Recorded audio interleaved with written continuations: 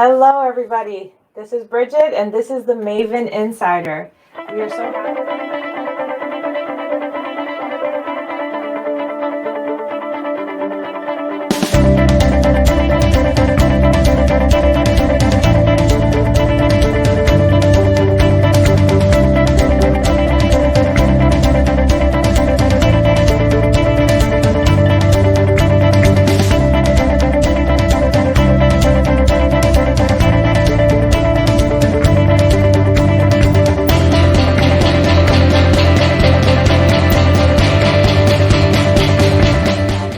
We are so happy to have everybody here with us today, and we're looking forward to introducing you guys to our new guest today. His name is Vinny Messina.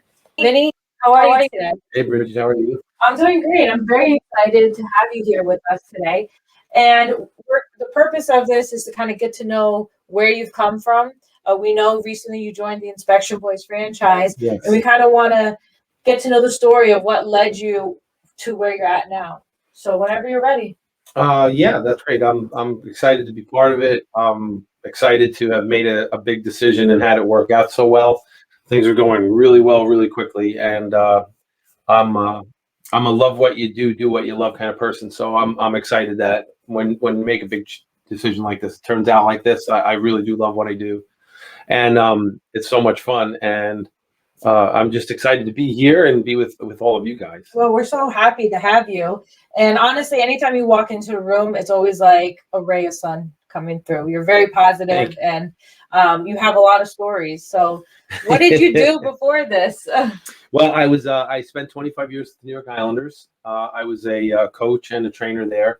I did ran their hockey schools and clinics and camps, and staff. And When you say the New York Islanders, you mean the New York Islanders? You were working with the actual professional team themselves? Yes, actually, yeah. Kind of a funny joke. My uncle, my dad's brother, is a New York Ranger Hall of Famer, and was on the radio for 28 years. So it was a big joke within my family that having an uncle as a Ranger Hall of Famer, and I worked for the New York Islanders. So it was always fun around the Thanksgiving table. That is awesome. I've never. So you've been heavily tied within that organization. And what an incredible story. Wow. Yeah, it's pretty neat. I'm one of the few people that got to have the job they always wanted to have when they were a kid. So I spent 25 years with the job I never thought I could have, and actually got to have it. So that was really exciting. And when it came time to change careers and leave that in the past, for the most part, I was looking for something I could love, and I, with a couple of fraternity brothers from college, were doing work with franchises. And originally, this started with me working to help people change their businesses and transition them into franchises, similar to coaching and teaching. You're there to help someone maximize their experience. So whether you're teaching them how to play hockey or teaching them, I'm also an adjunct professor at Nassau Community College. So I teach 3 different classes there, and I love that teaching experience as well. So teaching that business owner how to take that business and expand it as a franchise was how I found the Inspection Boys, and then decided, what, this is really what I want. This is I always loved doing home construction with my family. Growing up, my parents and grandparents were always very involved in construction and home renovation type work, and it was always a hobby of mine. And now I get a chance to again seek what I love and do what I love to do. So this kind of it checked all the boxes. That's awesome. So you said also, you mentioned, I couldn't help but hear you say you're also a professor. Is that right? Yeah, I'm an adjunct professor at Nassau Community College. I teach sports marketing, sports business management, and sports facilities management. So I do get an opportunity to again work with people and help them find their way, and it's a lot of fun, and it's again doing what I love and loving what I do, and just always wanted to do that and not worried about what anybody else wanted me to do. I wanted to do that. So That's awesome. So I think the marketing really is going to be a powerful asset for you with that experience that you have towards the inspection boys endeavor. Now, as far as your kids, do any of your kids play any type of sports or anything like that? yeah, actually, I have a son who he plays hockey. Although he started late, I never wanted to force him to do anything. I wanted him to want to do it instead of wanting to do it because of dad. But he plays hockey. He's a senior at St. Anthony's. He's just committed to Cortland for college for next year. And yeah, just that's it, just the one. And he does play sports. And the time we spent traveling all over the country together was incredible. It's gonna be sad to not have him, next to me in a car for 6 to 8, 10 hours, or racing through an airport. I'm gonna miss that. I'm sure it was a deep bond you were able to develop too. Yeah, yeah, When you were with the New York Islanders, did you have to travel a lot as well? yeah, extensively. From well, I didn't travel. I traveled with the Junior Islanders. That's a travel. It's an elite hockey travel group and teams that travel around the country. And I did coach for them, and then eventually my son was on those teams too. And we did travel, Detroit, Chicago, Nashville, Toronto, Montreal, Buffalo, all over the Northeast. Probably 5 out of 7 weekends during hockey season, I was away in a hotel somewhere coaching. So yeah, I did get to travel quite a bit, and also it was nice too because a number of my students, I have four, it was a fifth coming soon in the NHL right now, that are professionals playing professional hockey, and another 10 to 12 playing in colleges all throughout New England. So I do get to kind of check in with them and spend some time with them because even though I don't work for the Islanders anymore, I still am a personal counselor and a personal. I still train quite a few of them, and I'm there for their assistance and to help them. We work with Bobby Orr's agency, the Orr Group, a couple of people who I've been close with in the hockey world now for the last 25 years are involved with Bobby Orr's agency, player agency. So most of our players, it's kind of a little family that we created, which is really good. I mean, it sounds like it. After 25 years, that's a long time. Yeah. So I'm sure you've developed some really deep bonds there and relationships. What led you ultimately to say goodbye to the New York Islanders and start your new endeavor?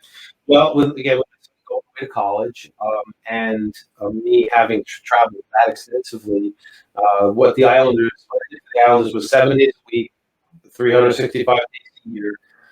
It's I mean, other than when I'm pretty much involved, but it's a labor of love. So it isn't as if I meant it. It's just being there for 25 years, business models change, and it was time for me to really move on to the next thing. Let the young guys take over, and it isn't really what it used to be any longer. Like so many things change. The hockey school, hockey camp model has changed fairly dramatically. So it wasn't anything that would enable me to work the amount I worked. So I was just looking for a super high energy person, and I started teaching because I wanted more. And so this is just me wanting more. Love that. And I know we've discussed in the past already about because we do a lot of teaching classes as well, about you joining us and doing that as well. So there's definitely a lot of opportunities there. What are some of your goals? Because we know that you're with Inspection Boys now, you're starting up your new business. What are some of the goals that you really have with your franchise? Well, I have daily goals too. So it starts. I try to take it one day at a time, even though I like to have a plan for the future. But I like to make sure that I maximize what I do that day.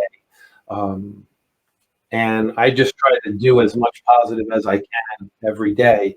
I don't want to shortchange myself with such specific things that I miss something else. So this is kind of a business where it's so much of it is relationships. I mean, we're doing home inspections, but um, we work as much for the person who's getting the home inspection as we do for that person when they're gone advice for people in their family, for their sons and daughters, for their moms and dads. And for the real estate agent, we do so much for them as well. For a good inspection to really have its worth, it means that we did the inspection well enough to make sure that that deal got done and that person got their home, which is the biggest investment they're ever going to make in their life.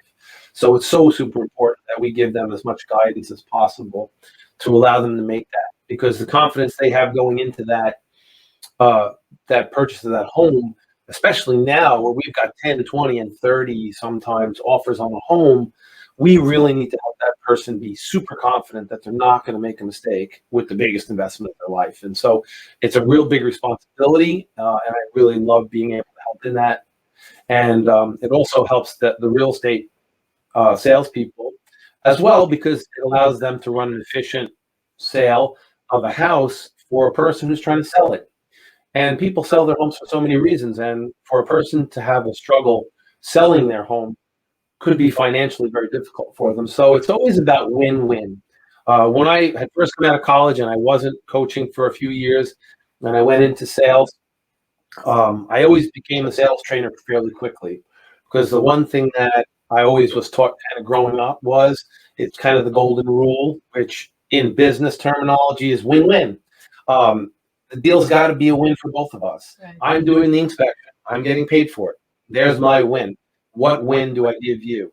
Do I help you buy a house? Do I help you sell a house? Do I help you sell a house to someone or for someone? And do I help that person going forward? So everyone's got a win. And just trying to go through every transaction, every business meeting, every time I speak to a group, even in front of a classroom full of students, how can I help you win? And how can I help you create a win-win scenario? Because no one wants to do business with someone when they lose. Yeah. And one thing I never ever wanted to do was be in a job or a career where someone's going to lose. And there's a lot of people who feel like they never got their money's worth. That's one thing. I can't control the price of anything. I can't control the price of my hamburger. I can't control the price of most things. The price of my car, unfortunately, and the house that they're buying, right? I can't control the price of that.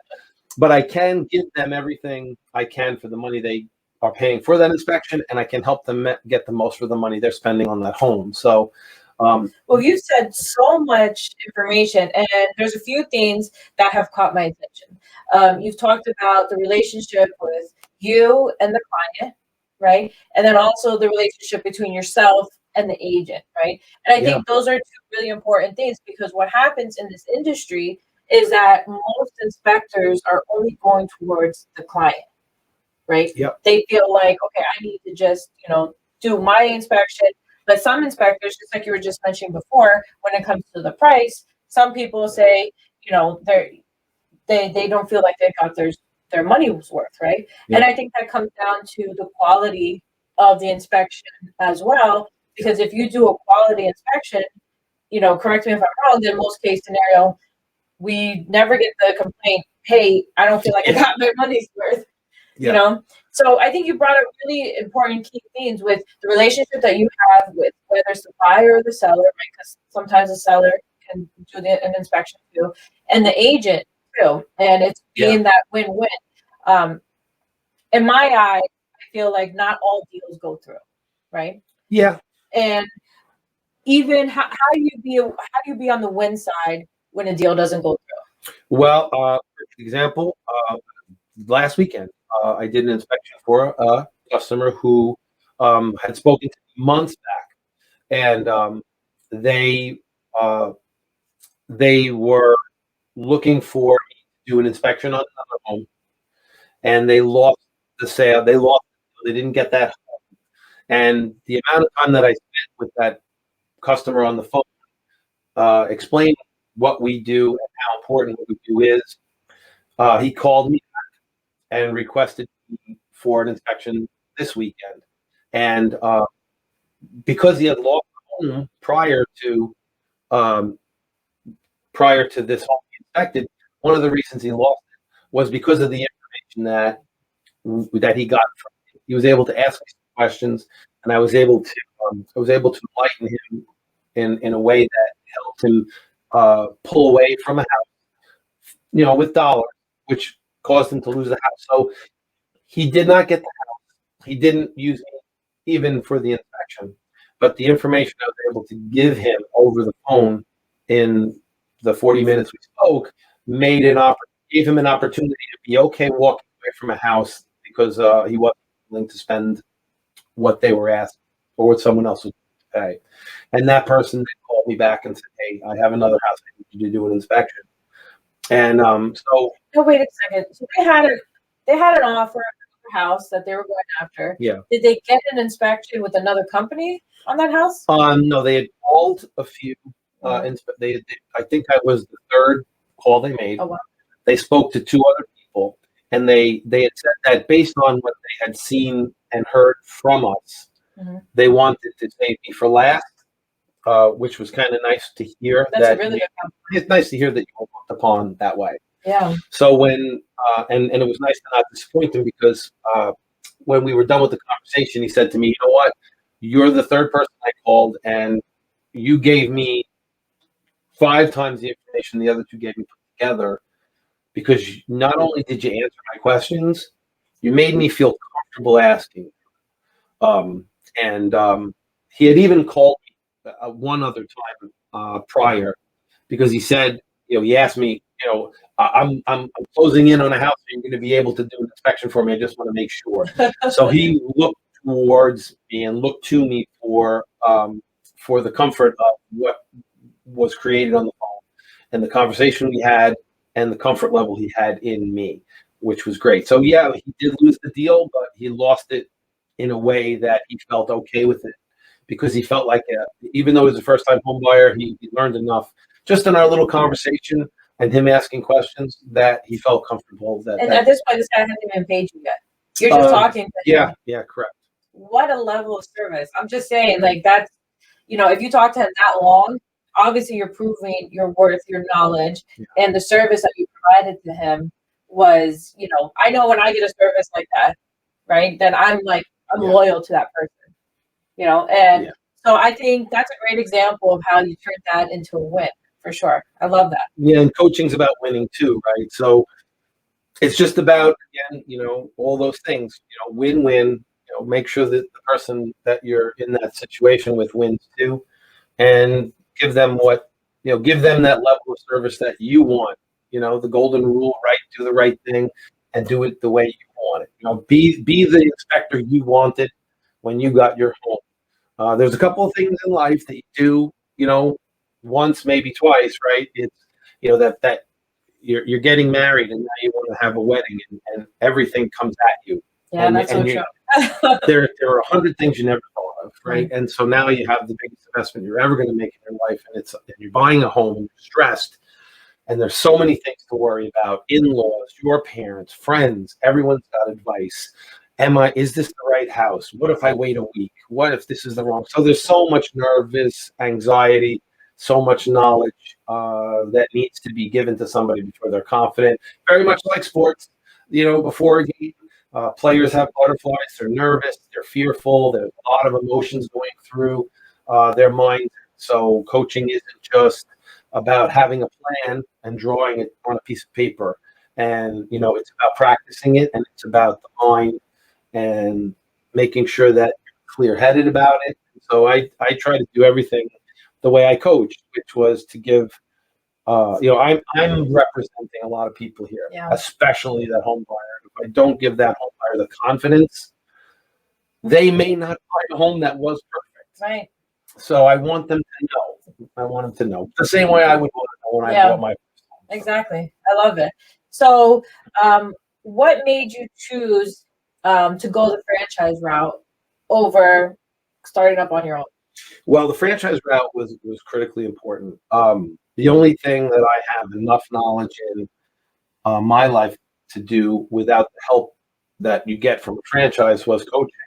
And so with the franchise, it was, and even though I had been a sales manager and I'd been through corporate training, really highly respected corporate training in sales, prior in marketing, and I'm a teacher as well, I still needed to know, well, here's a simple way to put it. I have all this energy. I have the knowledge that I have. So energy, desire, and knowledge, when it has a direction, can really move forward quickly. And I felt really confident in having as much help as I could to help me go. I mean, now I'm the student. So as a teacher, now you're the student. You know what you don't know.